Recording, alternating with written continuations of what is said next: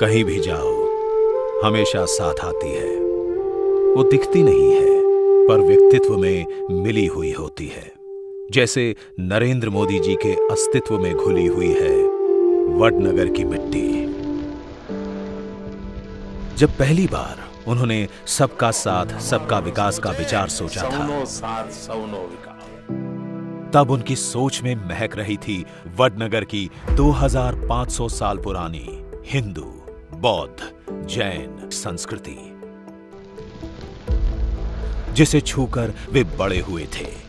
जब पहली बार दुनिया को योग का संदेश दिया था, तब उनके मन में चमक रहे थे वो योगी, वो तपस्वी जो वडनगर की पावन धरती पर तप किया करते थे। देश भर के आस्था के स्थानों का जब कायाकल्प कराया नरेंद्र भाई ने, तब उनके माथे पर लगी हुई थी वडनगर की वो मिट्टी जहां हर धर्म पंथ के अनुयायियों का उनके घर पर आना जाना होता था। उनकी हर सुबह भजनों से होती थी और शाम धार्मिक कहानियों से होती थी। चाहे आपातकाल में अन्याय से लड़ना हो, या लाल चौक पर तिरंगा फहराना, या आतंकवाद को मुंहतोड़ जवाब देना,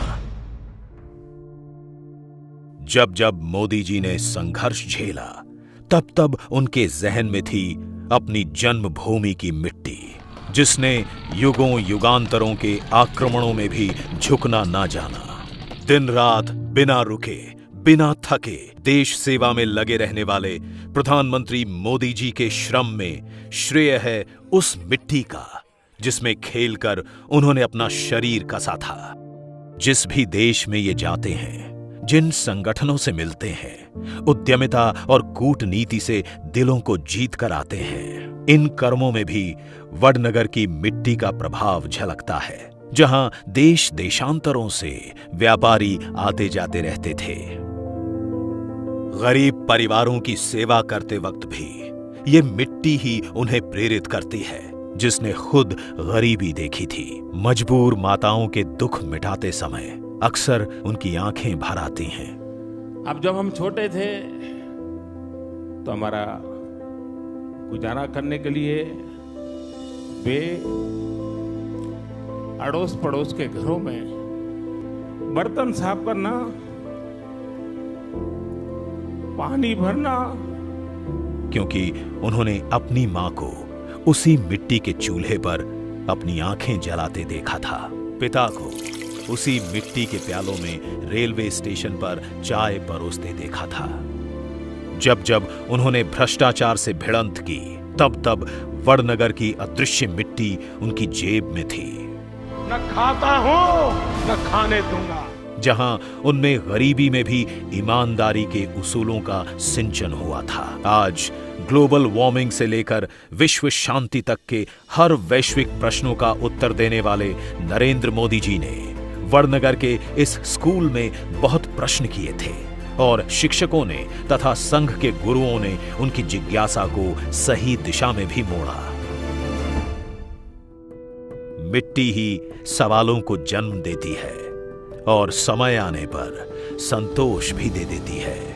भारतीय कला और उत्पादों को आज दुनिया भर में पहुंचा रहे हैं ये,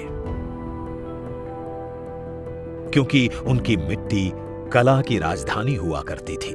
दल से ऊपर देश को रखते हैं ये, क्योंकि उनकी मिट्टी परिवार से ऊपर संस्कार को मानती थी।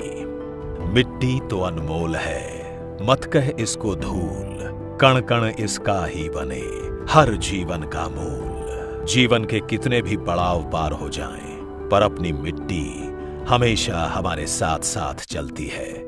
कभी शिक्षक बनकर, कभी साथी बनकर, कभी मां बनकर, कभी मार्गदर्शक बनकर। सभी इस बात को भली भांति जानते हैं कि दुनिया को एक नई दिशा दिखाने वाला ये इंसान साधारण नहीं है, ये है माटी का लाल। सौगंध मुझे इस मिट्टी की, मैं देश नहीं मिटने दूंगा, मैं देश नहीं रुकने दूंगा, मैं देश नहीं झुकने दूंगा।